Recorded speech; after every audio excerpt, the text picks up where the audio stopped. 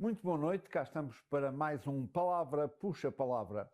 Iremos hoje começar pelo mar para rapidamente depois nos voltarmos para a terra. Ainda há muito boa gente que continua a referir as grandes viagens, por exemplo, para o Oriente ou para o Brasil, como se tivéssemos utilizado caravelas, quando o que os portugueses levavam eram naus. E repare que não é a mesma coisa. A caravela, excelente para navegar, era um barco muito mais pequeno do que uma nau. A nau era um navio de grande calado, de grande porte, que tinha muito espaço para o transporte de mercadorias, o que não acontecia, claro, com a caravela. Ora, as naus, quando faziam um trajeto carregadas de produtos, no regresso tinham que trazer lastro, ou seja, tinham que ter peso no porão, senão podiam voltar-se, então era um naufrágio certo.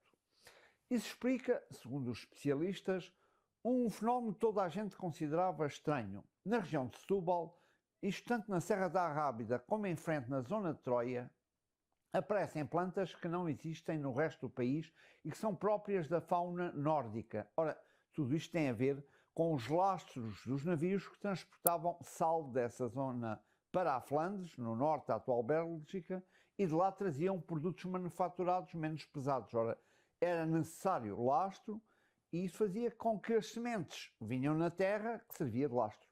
Ora, acontece provavelmente as naus que saíam de Lisboa para os 4 cantos do mundo também levavam terras e pedras, sobretudo da área de Lisboa. E o que é que domina nesta área? A pedra branca calcária, a pedra preta basáltica, que teria sido muito despejada por esse mundo fora e que terá feito com que aí se tenham começado a fazer as primeiras calçadas portuguesas. Julgamos esta hipótese excessivamente arrojada. Há uma outra teoria.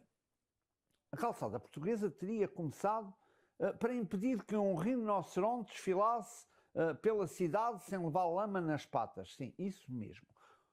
Um animal exótico aos olhos do europeu da época foi trazido do Oriente por Afonso de Albuquerque e oferecido ao nosso rei Dom Manuel I. O rei terá gostado tanto que o mandou alojar na Torre de Belém e a partir daí o rinoceronte passou a integrar o cortejo anual onde o rei mostrava ao povo a sua riqueza. Para que o animal não enlameasse os locais do desfile, mandou que os mesmos fossem revestidos com pedra, neste caso, granito, que ele terá mandado vir do norte do país. A lenda conta ainda que a obra saiu cara devido ao transporte da pedra e que demorou algum tempo até a calçada se tornar popular. Pela sua popularidade, este rinoceronte foi justamente aquele que o rei ofereceu depois ao Papa Leão X e mesmo aquele que Albert Dürer pintou em 1515. Este célebre rinoceronte, que está a ver, contribuiu assim de várias maneiras para a arte no Ocidente. No entanto, nós achamos também muito arriscada esta solução para a origem da calçada portuguesa. Nós queremos ser necessário ir muito mais para trás no tempo, ao período romano. Olha, repare nestes mosaicos romanos feitos com teselas, era assim que se chamavam essas pedrinhas coloridas quadradas, como podemos ver neste chão de uma casa romana em Oeiras, ali nos arredores de Lisboa. Estamos numa forma artística muito evoluída, mas que de alguma forma estabelece a ponte para as célebres vias romanas que cruzavam o território. Ora, se nós juntarmos esta herança romana àquela que foi recebida dos muçulmanos que estiveram no território português meio milénio e que tinham um extremo gosto pelo geometrismo, como por exemplo denota este mosaico que lhe estou a mostrar de Alhambra.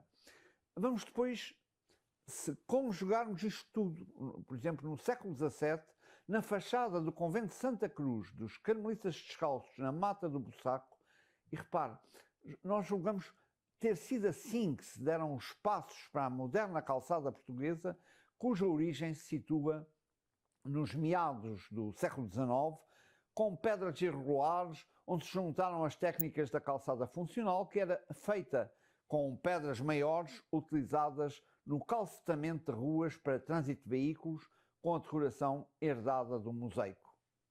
Em Lisboa, no ano de 1842, foi executada a primeira calçada a preto e branco, a calcário e a basalto, Isto daquilo que conhecemos dos registros.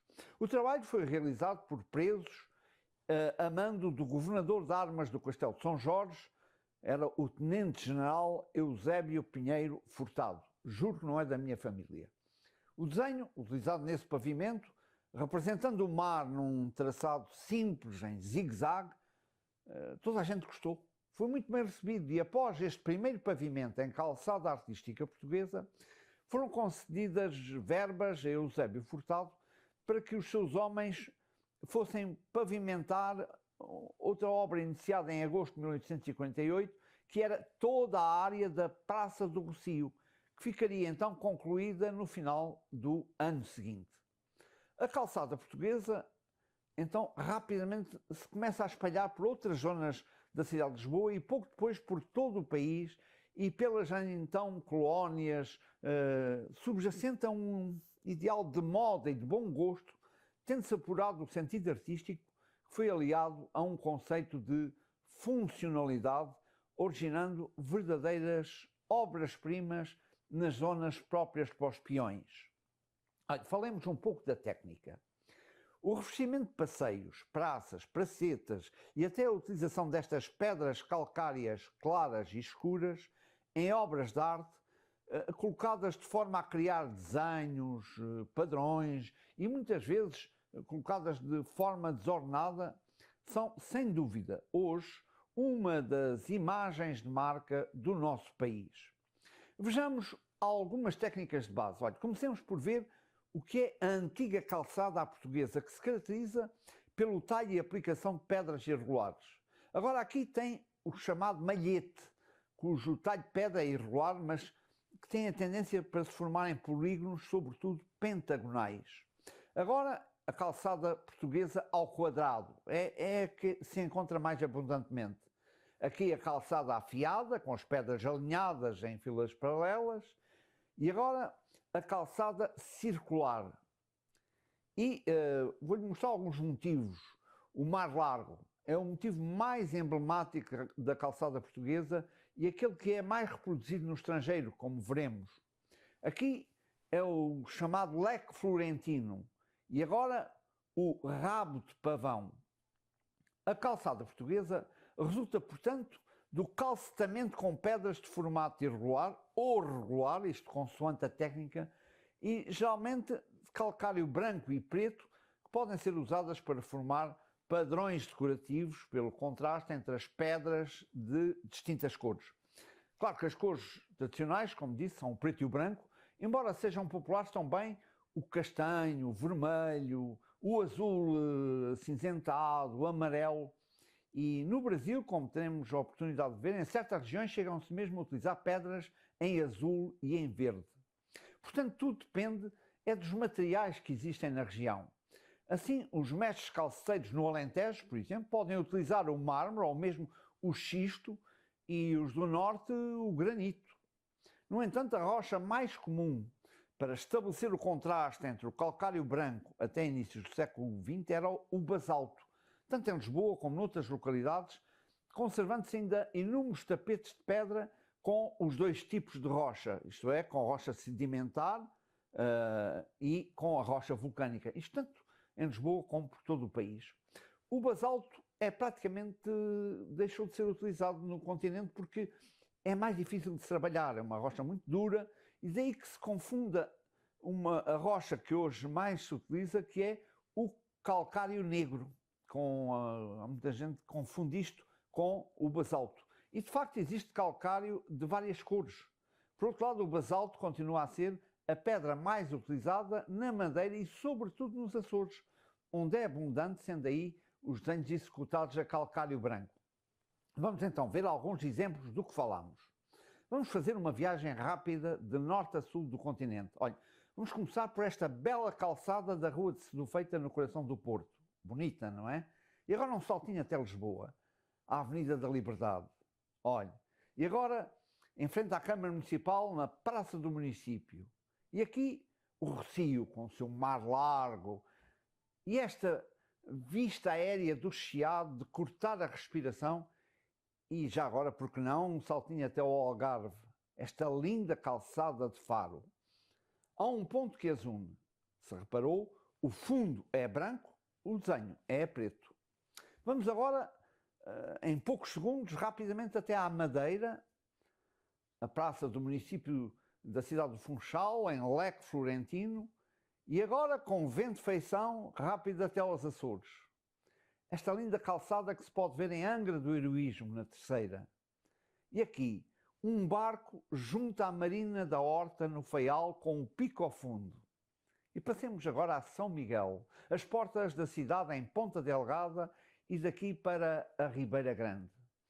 Por certo, já notou que aqui, nos Açores, geralmente o desenho é feito a branco, contrastando com o fundo preto, como é lógico num arquipélago vulcânico e, portanto, onde o basalto abunda.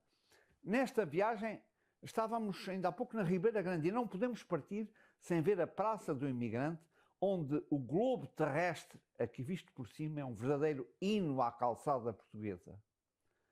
Eu não gostaria de deixar esta viagem em território nacional sem visitarmos duas terras alentejanas. A primeira, Nisa, no distrito de Porto Alegre. Repare nestas calçadas perfeitamente originais. Mas é que não é difícil descobrir a fonte de inspiração. E onde está? A olaria pedrada tão característica de Nisa. E vamos indo um pouco mais para sul, até Arraiolos, isto já no distrito de Évora. Arraiolos faz-nos imediatamente pensar nos seus maravilhosos tapetes. Então, por que não decorar o Largo Central de Arraiolos com um enorme tapete, mas agora não em lã, mas em calçada portuguesa? Eu acho verdadeiramente de uma beleza excepcional. Mas passou rapidamente o tempo nesta viagem imaginária. Vamos ter de voltar a este tema para a próxima vez, uma viagem bem maior, que nos vai levar até outras partes do mundo onde existe calçada portuguesa.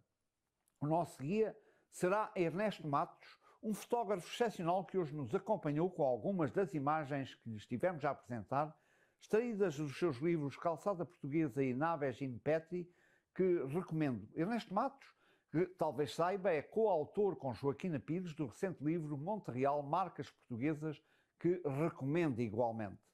Então, fica já combinado até ao próximo Palavra Puxa Palavra.